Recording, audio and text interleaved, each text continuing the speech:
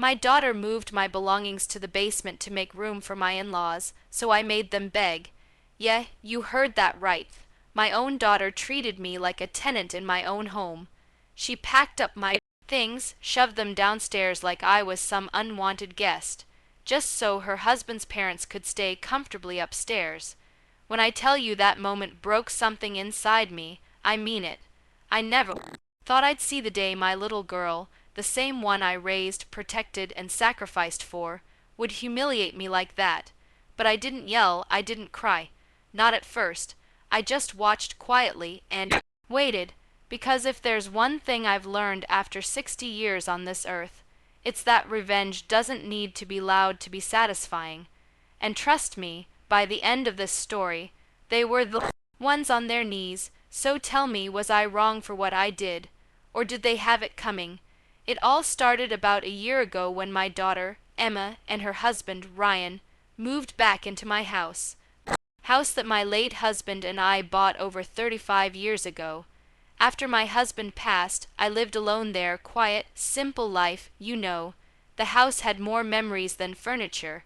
Every corner had a story, every creak in the floor reminded me of laughter from years gone by. When Emma called and said they were struggling financially, I didn't hesitate. Of course, sweetheart. I told her. You and Ryan can move in until you get back on your feet. That's what a mother does, right? Helps her child, no matter how old they are. At first, things were fine. They moved into the guest room, paid a little for groceries, and helped around the house. I didn't ask for rent, I mean. It was my daughter, my only child. I thought we were bonding again. I'd make breakfast. Ryan would fix things around the house, and we'd eat dinner together almost every night. For a while, it felt like family again. But then, slowly, things started to shift. Ryan began acting like the house was his. He'd make little comments like, "We should rearrange this furniture," or "That old cabinet doesn't match the rest of the room." The way he said it rubbed me wrong, but I bit my tongue. I didn't want to cause tension. I told myself it was temporary. They'd save up and move out eventually. Then came the first sign that something wasn't right. I woke up one morning to find some of my photo frames missing from the hallway. I asked Emma about it, and she said Ryan thought it'd be less cluttered if we stored some of the old stuff. My old stuff. Those photos were from my wedding, from Emma's childhood. I told her I didn't want them moved, and she smiled condescendingly and said, "Mom, we're just trying to make the house look more modern." That stung, but again I let it go. I didn't want to argue. Weeks went by, and I noticed more things disappearing. My husband's old recliner gone, my favorite dishes packed away. It felt like they were slowly erasing me from my own home. Still, I told myself to stay calm, but the breaking point came one Saturday morning. I came home from grocery shopping and noticed the front door wide open. Inside, there were boxes, my boxes, stacked in the hallway. I heard voices upstairs, and when I went to my room, I froze. My clothes, my belongings, everything had been moved out. In their place were suitcases and furniture that didn't belong to me. I found Emma in the hallway, directing two men as they moved a dresser into what used to be my bedroom. I asked, "What's going on?" She looked startled, then sighed like I was the one being difficult. "Mom," she said, "we need to make room. Ryan's parents are coming to stay for a few months." I blinked, trying to process what she just said. "And why does that mean you moved me out of my room?" I asked, my voice trembling. "Because, Mom," she said, as if talking to a child, "they're older, and they need more space. You'll be fine in the basement, it's cozy down there." Cozy? That basement was damp, cold, and barely livable. I stood there, completely stunned. "Emma," I said slowly, "this is my house. You don't get to move me out of my own room." She rolled her eyes and said, "Technically, you offered to let us stay here, Mom. We're all family, and you don't even use most of this space. It's just for a few months. I wanted to scream, but I couldn't. My voice just wouldn't come out. I walked down to the basement to see what they had done. They had moved my bed, dresser, even some kitchen items. It was like they'd already decided I didn't have a say. I sat on the old couch down there and just cried. The kind of crying that doesn't make a sound but leaves you shaking. I thought about all the years I spent working double shifts, saving money, making sure Emma had everything she ever wanted, and now this, moved to the basement like I was an inconvenience. I didn't say anything to them that day. I stayed quiet, but my mind was racing. I knew I wasn't going to let this go. The next few weeks were torture. Ryan's parents moved in, and they acted like they owned the place. They used my kitchen, my living room, even my garden without so much as a thank you. I'd walk upstairs, and they'd look at me like I was intruding. Once, I overheard Ryan's mother saying, "It's nice of Emma to let her mom stay here. I hope she's not too much of a burden." A burden, I nearly lost it right there. The disrespect was beyond words. I tried talking to Emma about it, but she brushed me off. "Mom, please," she said. "Don't make things awkward. There are guests. They were living in my bedroom." I started noticing little things, how they'd use up all the hot water, how my favorite armchair became Ryan's dad's spot, and how they rearranged things around the house without asking. I even caught Ryan's mother using my fine china for her friend's tea party, the same set my husband had given me for our 20th anniversary. When I confronted her, she said, "Oh, I didn't think you'd mind. You're hardly ever upstairs anymore." That was it. I realized then that if I didn't do something, I'd be erased completely. But I didn't want to act out of anger. I wanted to be smart.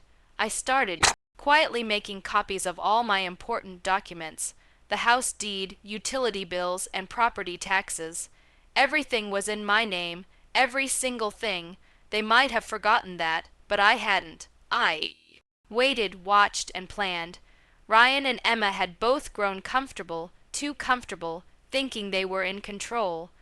They'd leave their parents' home alone, go out, and treat the house like it was theirs. I pretended to go along with it, playing the role of the quiet, defeated mother. But deep down, I was preparing for the moment to turn the tables. So that's the situation I was in, and I had to make a choice. Before I tell you what happened next, I want you to pause and comment below. What would you have done if your own child kicked you out of your room in your own house? Would you let it slide, or would you take action like I did? Because when the moment came, I made sure they'd never forget whose house they were living in.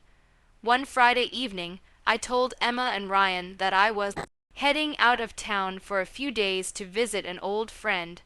I wanted them to think they had the house to themselves. What they didn't know was that I had arranged a little surprise while I was gone. I contacted a local real estate lawyer, someone I'd known for years, and explained everything. He helped me draft a formal notice of occupancy termination, essentially a legal eviction, because as it turned out, since they weren't paying rent and had overstayed their welcome, I had every right to remove them. I made sure the paperwork was airtight. While they thought I was out of town, I had the lawyer deliver the notice to the house along with a 72-hour eviction deadline. When I came back 3 days later, you should have seen their faces. Emma looked pale, Ryan was furious, and his parents were speechless. "Mom, what the hell is this?" Emma shouted, waving the papers in my face. I said calmly, "That's a notice. You, your husband, and his parents have 3 days to vacate my home." Ryan started yelling about how I couldn't do this, that it was our house now, that they'd invested time and money into making it better.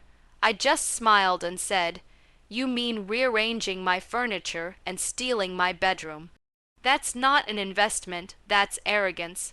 Emma tried to guilt-trip me, tears welling up in her eyes.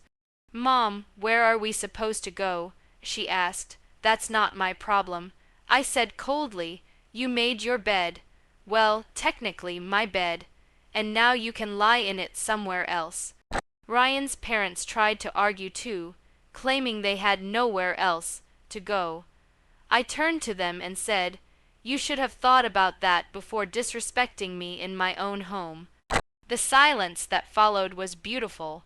For the first time in weeks, I felt in control again. Over the next few days, they scrambled. Emma begged me to reconsider, saying it would destroy her marriage. I told her maybe she should have thought about that before putting me in the basement. Ryan tried to threaten me legally, but when he realized the house deed was solely in my name, he backed down. His parents packed first, looking ashamed. On the third day, they were gone, every last one of them. I walked into my old bedroom, now empty, and just stood there. The air felt different, free. I took a deep breath and smiled. I had my home back. A week later, Emma came back alone. She was crying, apologizing, saying she didn't realize how much she'd hurt me. I could see the guilt in her eyes, and for the first time, I saw my daughter again, not the entitled woman who had betrayed me. I told her I forgave her, but things would never be the same. I made her promise that she'd never let anyone come between us again, not even her husband. She nodded, sobbing, and we hugged. In the months that followed, things slowly got better. Emma and Ryan moved into a small apartment, and she visits me occasionally. We're rebuilding, step by step. Sometimes I still think about those days in the basement, how powerless I felt. But then I remember how I took back my dignity, my space, my life. So yeah, maybe I made them beg, but they needed to understand that respect isn't optional, not even for family. Especially not for family. If someone can't treat you with basic decency in your own home, then they don't deserve to be there. Tell me, was I too harsh, or did they get exactly what they deserved? Like this video if you were on my side, and don't forget to subscribe for more stories like this. And share your thoughts in the comments. I really want to know what you would have done in my place. Thanks for listening, and I'll see you all in the next story.